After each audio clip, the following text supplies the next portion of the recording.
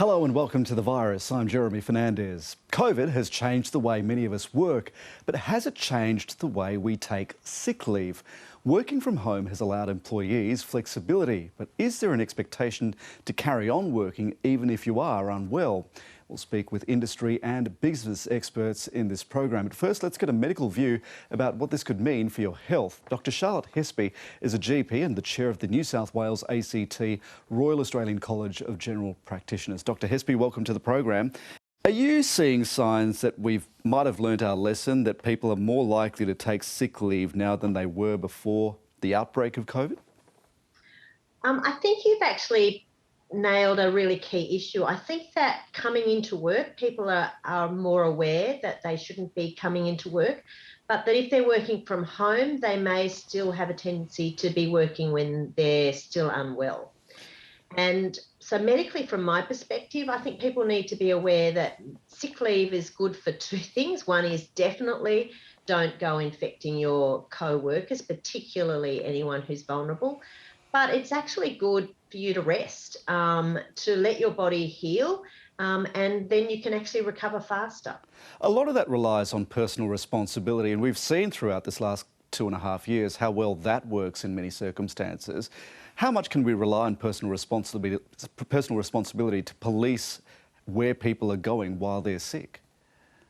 Oh, look, I think we know that's very difficult, but I do think we just need to be reminded about that whole responsibility of not spreading viruses around, and that it might not be impacting you, but it might have a major impact on your family, relative, friends, and the rest of the community. Look, and it's difficult. Can I say that there is a real sense of, this is, we've got to move on.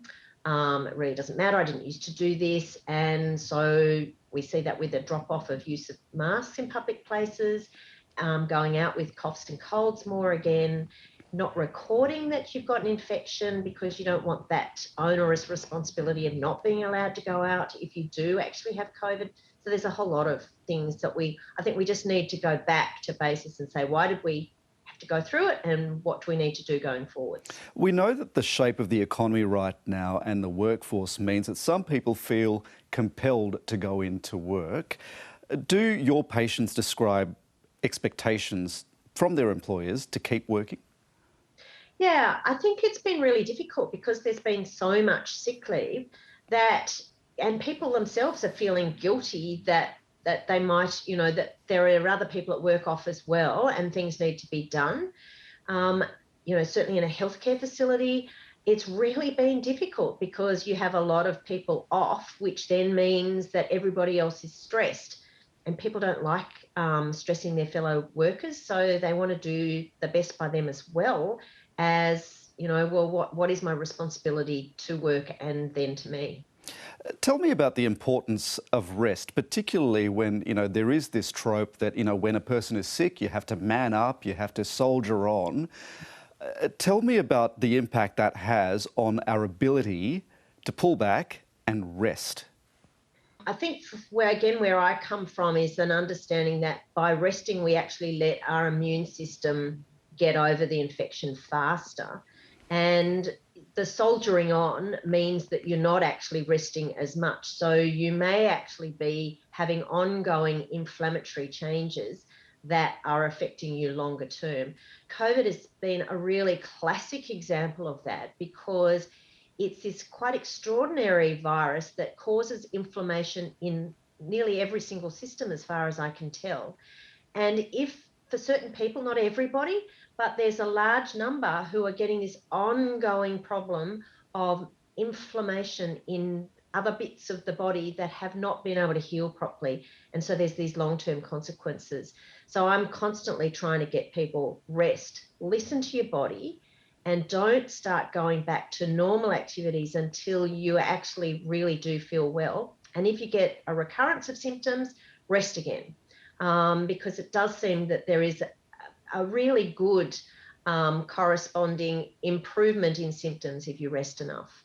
Now, there's been a considerable shift to telehealth in the past couple of years. Will that be a long-term option for us?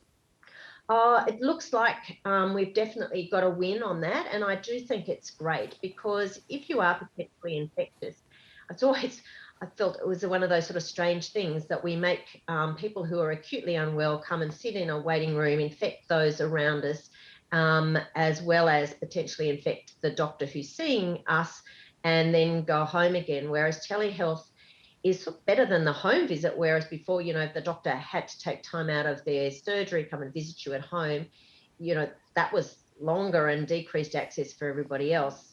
But I can be seen in the comfort of home. I get good advice. And if we think you need to have, a higher level care, then you can either come into the surgery or go into the hospital, depending upon what's most suitable. Dr. Charlotte Hesper, you've had some really good advice for us. Thank you so much for joining us. Thank you. Of course, employers are facing a number of difficulties with workplace absenteeism. So what can business do about it? Angela Vitulkis is a business strategist. She joins us now. Angela, welcome to the program. What is the biggest challenge to employers dealing with the amount of sickness in the workforce right now? We've got millions of small and medium enterprises in Australia who employ anywhere from 1 to 10 people on average. And you can imagine if 1 or 2 aren't well on any given day, they're down 15 or 20% in their staff. So if you've got a front-facing business that relies on people to serve your customers or to get business in or do deliveries, etc., you're going to be impacted a lot very quickly. So that's where the impact is. And of course, there's the other side of that is guilt from both sides, from the boss and from the employee, both wanting to keep each other happy. And there are so many employees who are employed casually, so if they don't work, they don't get paid. There is some evidence right now that many employers are pushing for a return to office. What's the concern about allowing workers to spend all of part of the week at home if the type of work allows it? Is it a concern that people are just bludging or the productivity is lower? Look, people are worried about productivity. There is some data showing that we've had a downward trend in some productivity. I think that's got a lot to do with discipline. Not everyone is suited to working from home alone. So I think it's a two-way street. Bosses can often think that, well, they're home all day, why aren't they doing more work? I've been working from home a lot more this year, and I don't feel anywhere near as productive because I don't have those other people around me in the office to motivate me a little bit more. So I'm probably the type that needs to be in the office, but I do have some staff that have been working from home for the past 2 years, and I haven't noticed any decline in their productivity. So I'm the culprit in terms of productivity, not them.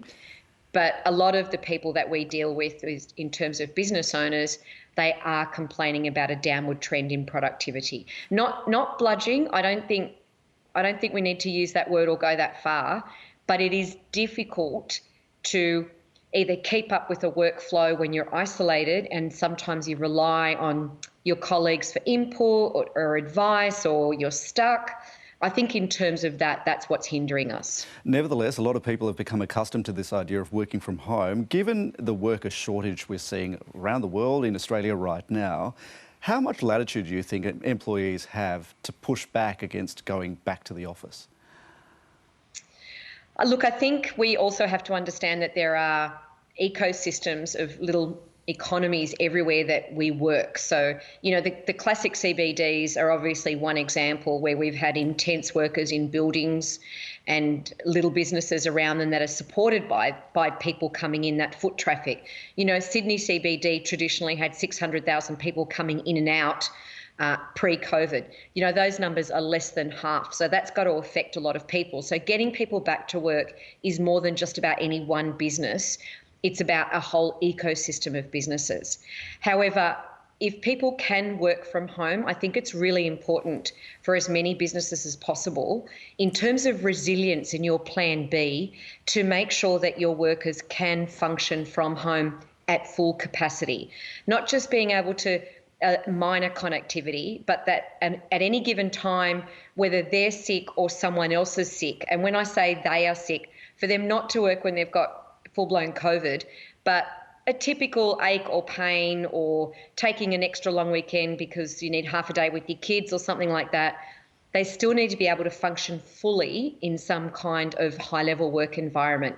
So it would be better for business if we can keep up our resilience plans by allowing our employees and ourselves to be fully functional working from home so that business doesn't suffer. If COVID has taught us anything, it's that we can get interrupted very quickly, and without too much interruption or that degree, it incurs financial loss of productivity, you can lose customers, and of course people can lose their jobs and profits go down.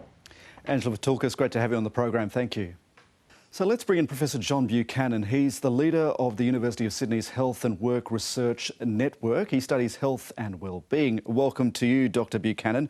Tell me, what does a good resilience plan that Angela Vitulkas was just talking about, what does a good resilience plan look like to you? Look, it's not just a matter of the plans that you put in place around what's called health and well-being. You've actually got to look at the underlying structures of work. So a good resilience plan is one that is based on adequate staffing levels, a situation where people have some control over their hours of work and have decent pay. You could have like a really well-designed arrangement with Pilates schemes and mindfulness programs and exercise programs, but if the underlying structure of work itself is not working well, those programs are simply window dressing. The direct answer to your question is, what's a good resilient plan look like? It's quality, decent work. That structure of work, the decision to take sick leave, depends a lot on the privileges you get, right? So whether it's paid leave, whether a person feels like they're indispensable at work, whether there's pressure put on them to keep turning up. What do you tell people who feel that their options in one way or another are limited? If their options are limited, we have an institution in Australia for handling that, and they're called unions. If people have a problem that's often very hard to solve on their own, they can, of course, try and reason with their supervisor, but the imbalance in many workplaces is very strong. If you're an unskilled labourer, for example, around 50% of people in those occupations are casual. If you're a retail worker, you've got around 40% of those people are casual. If you're in a middle range service area of employment, you've got a third the workforce casual. These are not people with much bargaining power. And so it's very hard. They can try to reason and logic with their employees, but the best thing they can do is to get organised and get a union in. What's your best advice to employers dealing with that sort of situation? Look, employers, I think, are starting to become a little wiser to these issues. I think they're recognising that as a result of the pandemic, if they were expecting people to come in because they needed the pay, that was actually detrimental to not just public health, but their immediate workplace. But we hear now about so-called worker shortages and let's not forget the fact that when you combine unemployment and underemployment together, you're still talking about 1 million workers. There's an awful lot of people who do not have enough hours of work. And so many employers are exploiting that bargaining power. And so, my advice to those employers is take a step back. What works in the short run is not necessarily good in the long run. And what's smart for one can be dumb for all, because you might be good at looking after one work area, but if that work area then spreads disease, then you're undermining the overall. We're only 2 years into the pandemic. Do you have a sense of how much COVID has changed the way we think about the sickie? I think we're actually there's been a structural change since COVID, and you actually see it coming through in the ABS's labour force figures. There is a huge amount of absenteeism due to illness now. Like at my own institution, Sydney University, on any one day, 20% of the workforce is off sick. That's huge. And I don't just see it in the statistics, I see it in the teaching teams I'm part of, I see it in the research teams I'm part of. So the sickie is almost a quaint, archaic term. I think we're now in a situation where there's widespread ill health, and it's not just a matter of, taking a mental health day off or whatever. There's actually a huge impact on people's capacity to turn up to work regularly. Dr John Buchanan, it's great to have you on the program. Thank you. Thank you. And that is the show for this week. Thanks for your company from all of us. Bye for now.